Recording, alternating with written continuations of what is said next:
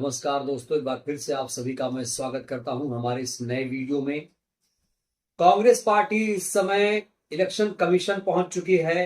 हरियाणा में 20 सीटों पर दोबारा चुनाव कराए जाने की बात कही जा रही है, डिमांड कही जा रही है। आयोग के चक्कर काटे जा रहे हैं। कांग्रेस के तमाम वरिष्ठ नेता आयुक्त से राजीव कुमार से मिलना चाहते हैं। लेकिन इस बीच राजीव कुमार का जो बयान आया कांग्रेस पार्टी के पत्र के बाद, वो बेहद हैरान कर देने वाला है। राजीव कुमार कहते हैं कि जो मशीन है 100% प्रूफ है, उसमें कभी कोई धांधली, हेरा फेरी, गड़बड़ी की कोई गुंजाइश ही नहीं है। जबकि हरियाणा में जब काउंटिंग हो रही थी तो आपने देखा कि कई मशीनें ऐसी पाई गई जहां और उसका जो चार्ज था, कहा जा रहा 99%, 90% तक चार्जिंग मशीन में पाई गई। बड़ा सवाल, जब काउंटिंग चल रही, मशीन 3 दिन तक रखी गई, तो फिर चार्जिंग क्यों नहीं खत्म हुआ? तो इसी को लेकर बहुत सारे संदेह, बहुत सारे सवाल खड़े हो रहे हैं। और बड़ा सवाल, क्या क्या दोबारा चुनाव होगा? आज इसी मुद्दे पर करेंगे विस्तार से चर्चा। हमारे साथ हैं सुप्रीम कोर्ट के senior advocate Narendra Mishra ji. Narendra sir, बहुत स्वागत आपका। थैंक यू, बहुत बहुत धन्यवाद आपको। सर, कांग्रेस पार्टी लगातार कही थी कि हमारे पत्र का जवाब आयोग नहीं देता है। आखिरकार राजीव जी ने जवाब दे दिया और कह दिया कि मशीन पर सवाल खड़े मत करिए, मशीन में कोई भी त्रुटि नहीं है। नहीं, उन्होंने ये बोला है कि 100% मशीन सिक्योर है। This is the words to be used by the Election Commission of India. But there is a lot of issues which is not raised by the Election Commission of India. This is the point number one. The Election Commission of India जो अभी current की है, mister Rajiv Kumar या जो जो constitutional body से article 324 से राजीव कुमार ने इस चीज का जवाब नहीं दिया जिस में इलेक्शन कमीशन के पास कांग्रेस पार्टी के रिप्रेजेंटेटिव सारे गए हुए थे और उसमें उन्होंने कई विभिन्न पॉइंट्स को रेज किया। उनका पहला पॉइंट था कि बैटरी 99% चार्ज पाई, पर इश्यूज यह भी नहीं है 99 से लेकर के 70% जितनी बैटरी चार्ज पाई गई थी उन सारी ईवीएम से कांग्रेस पार्टी हारी है। पहला पॉइंट। पॉइंट नंबर 2, जब ईवीएम को किसी भी कंट्रोल रूम में मशीन को रखा गया तो उस कंट्रोल रूम में कौन से ऐसे व्यक्ति थे विदाउट कंसर्निंग बॉडीज, जो कंटेस्टिंग इलेक्शंस की बॉडीज हैं, जो कंटेस्टिंग इलेक्शंस कर रहे हैं, उसके एजेंट्स हैं, उनके बिना परमिशन के, इलेक्शन कमीशन के बिना परमिशन के कैसे ईवीएम कंट्रोल रूम में अपने आप 100% चार्ज हो गई? मुझे लगता है कि भारत देश या वर्ल्ड में कोई ऐसी डिवाइस नहीं बनी है जिसमें यदि एक बार एनर्जी दे दी जाए तो दूसरी भी बैटरीज को चार्ज कर देती है। तो फिर भारत देश में जो इलेक्ट्रॉनिक बसेस और इलेक्ट्रॉनिक कार्स, इलेक्ट्रॉनिक डिवाइसेस चल रही हैं, उनको राजीव कुमार को इसी चीज का चेयरमैन बना देना चाहिए, जिससे वो अच्छे से बेहतर से समझा सके कि भारत देश में जैसे मशीन चुनाव की मशीनों में यूज की गई बैटरी जब 100% चार्ज हो जाती है, ऑटोमेटिकली चार्ज हो जाती है, तो यह भी सारी बैटरी हो जाएंगे चार्ज। फिर उनके फोन से लेकर के घर की सारी devices, election commission of India की सारी बिल्डिंग की सारी डिवाइसेस में भी बिजली की और एडिशनल जो चार्जेस की सब्स्टिट्यूट लगाएंगे, उनकी कोई आवश्यकता नहीं होगी। इसका इलेक्शन कमीशन ऑफ इंडिया ने कोई जवाब नहीं दिया।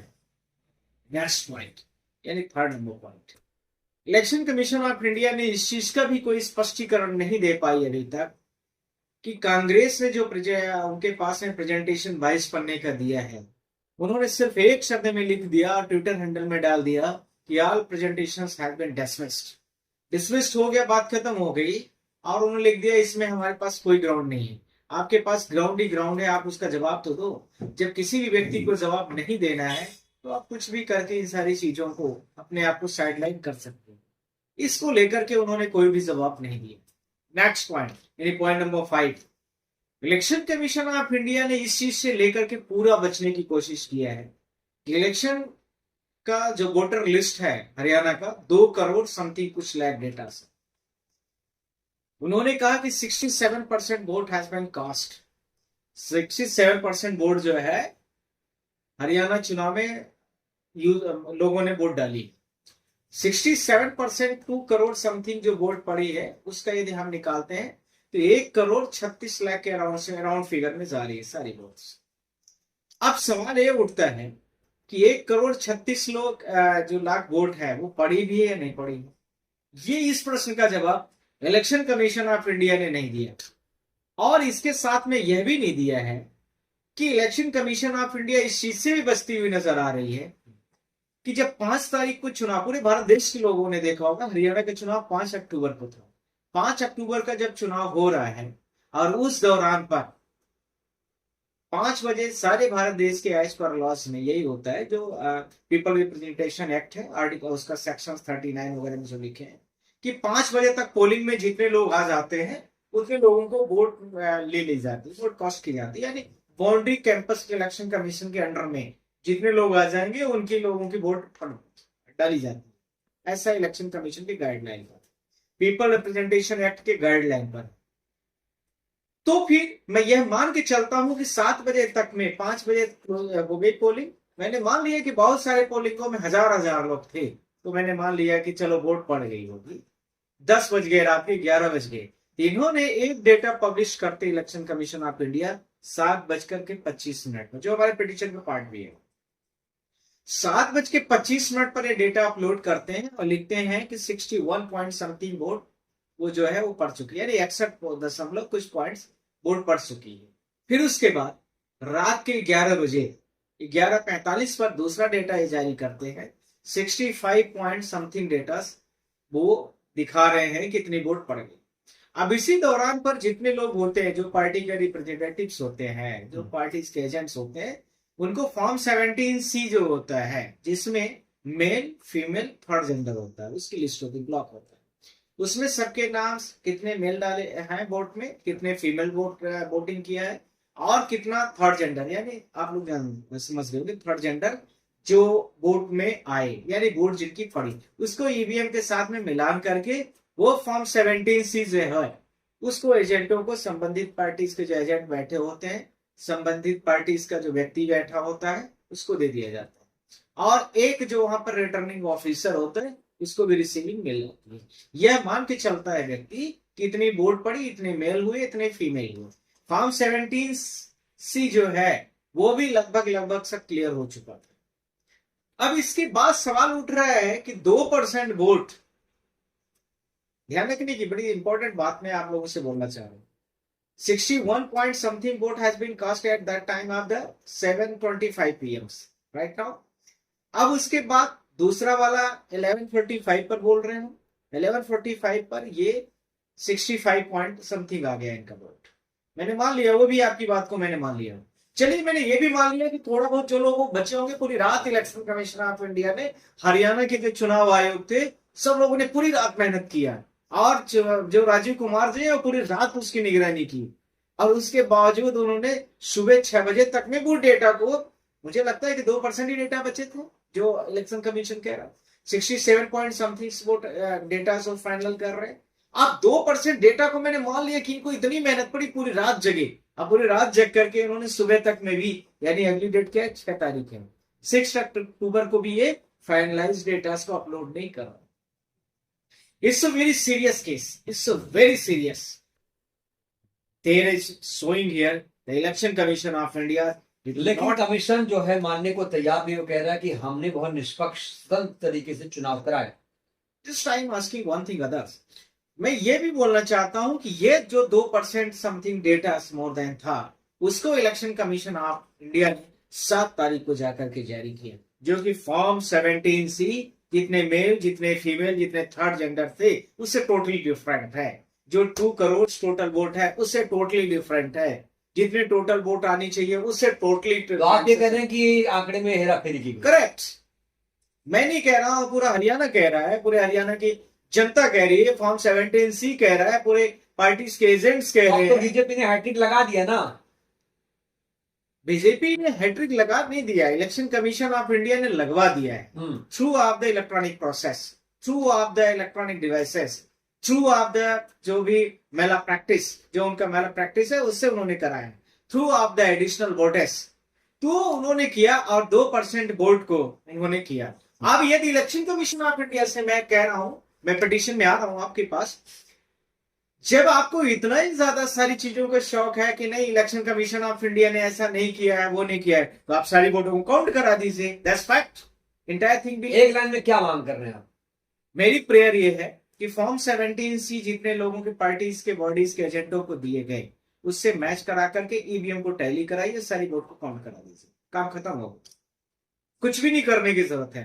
हम आपसे नहीं कहेंगे, एक भी शब्द नहीं कहेंगे कि 100% बैटरी चार्ज हुई, कैसे हुई, हम वो भी बात नहीं करेंगे। फॉर्म 17C जो हमारा मिला हुआ है उससे आप पोलिंग वाइज को सबके जितने एजेंडों के सबके क्रॉस वेरीफाइड करा के अपने ईवीएम मशीन से आप जो आपकी मशीन डिवाइस लगी हुई थी उससे आप टैली करा दें। सॉरी। और इसके साथ में बैटरी कैसे चार्ज हुई वो भारत देश को रहस्य बताइए। पूरे भारत देश की जनता जानना चाहती है ऐसी कौन सी डिवाइस है कि चुनाव के दौरान पर पूरा दिन भर वोटिंग उसमें डाली गई और उस डिवाइस में जब हम सर ये हैरानी वाली बात नहीं है कि जो आयुक्त हैं राजीव कुमार जी वो अपने बयान पर अडिग हैं। वो कह रहे हैं कि फिर से अगर इस पर कोई सवाल जवाब करेगा तो फिर से मैं उसको यही कहूंगा कि हमारी जो मशीन 100% प्रूफ है, इस पर सवाल करना लोकतंत्र पर सवाल खड़े करना। देखिए इलेक्शन कमीशन ऑफ इंडिया इस तरीके से करके इमोशनल न करे, भारत देश की जनता को सही तरीके से बातों को बताए, पूरा डेमो दिखाए और फॉर्म 17C जितनी पोलिंग थी नियर बाई 20,000 के अराउंड में उन सारे 22,000 के अराउंड की जितनी पोलिंग है उनको पूरा वो ब्रीफ करे, दिखाए पूरे देश की जनता को कि फॉर्म 17C में इतने मेल इतने फीमेल इतने हैं और हम इस तरीके से आपको दिखा रहे हैं। और दूसरा जो मेरा आप लोगों से कंक्रीट क्वेश्चन है, मध्य प्रदेश में भी यही घटना घटी थी, छत्तीसगढ़ में भी यही घटना घटी थी। आप लोग सबूत कहां दे पाए थे? पूरे भारत देश को पता है कि मेरी पिटीशन जैसे ही सुप्रीम कोर्ट ने अलाउ किया जस्टिस ऑनरेबल जस्टिस खन्ना ने, वैसे ही अगले दिन पूरे भारत देश में न्यूज चल गई, टाइम्स ऑफ इंडिया वगैरह सब मुझे फोन करके बताया कि सारी ईवीएम तो मिश्रा जी बैंगलोर पहुंच गए, अब आप लोग क्या करेंगे। After 4 days I filed the petition before supreme court and election commission of India से all EVMs and lots of the machinery tools to be sent in the name of these devices are not running proper, not functioning, मतलब proper तरीके से नहीं चल रही है, ये device खराब हो गई है, ये डिवाइस ये हो गई है, उनके नाम पर इन्होंने तुरंत ही बेंगलुरु भेज दिया। तो आप इस चीज से समझ सकते हैं कि कितना तेजी से तो फिर कांग्रेस की प्रार्थना का क्या होता? क्या आप उनका केस देंगे? क्या 20 सीटों पर दोबारा चुनाव होगा? जनता जानना चाहती है।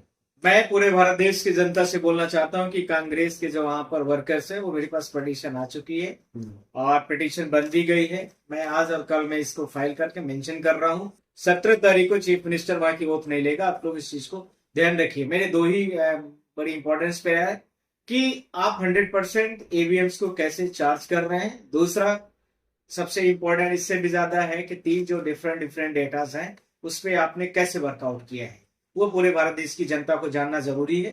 इलेक्शन कमीशन ऑफ इंडिया यह बताने की कोशिश न करे कि भारत देश की जनता ने क्या दिया है वोट, क्या नहीं दिया है। ये आपका सवाल नहीं है mister election commission of India. आपका काम है कि सिर्फ फ्री और फेयर इलेक्शंस कराइए और फ्री और फेयर इलेक्शंस को कंडक्ट कराइए। इट्स योर ड्यूटीज, ये आपकी ड्यूटीज नहीं कर रहे हो। नहीं, मुझे तो नहीं लग रहा है ये ड्यूटी कर रहे हैं। तो उस डिवाइस को दिखाइए आप कैसे। पूरे भारत देश के लोग जानना चाहते हैं कि कैसे इलेक्शन कमीशन ऑफ इंडिया के पास ऐसी कौन सी डिवाइस मैन्युफैक्चरर इन्होंने बना दिया है। बेंगलुरु में जहां हेल्थ में बनती है वहां का बताइए आप। वो भी कह रहे हैं कि नहीं भाई यहाँ तो नहीं बन सकती ऐसा, तो फिर ये कैसे बना के दे रहे हैं। तो फिर क्या कांग्रेस जीत रही है वहां पे? कांग्रेस जीत की? कांग्रेस नहीं, जो भी उसमें ये पूरे भारत देश में जहां पर ईवीएम 100% चार्ज पाई जाएगी, जैसे महाराष्ट्र में नेक्स्ट इलेक्शन हो रहा है, होने वाला है, वहां पर भी यही होगा। जहां पर भी ईवीएम से मशीनें होंगी, यदि आप जहां पर भी इस तरह की मशीनों का यूज किया जाएगा इलेक्शन कमीशन के द्वारा पर, वहां पर ये सारी चीजें यूज होंगी और ये वही चीजें रिपीट होंगी जो मध्य प्रदेश, छत्तीसगढ़, राजस्थान में हुआ है। चलिए, बहुत शुक्रिया।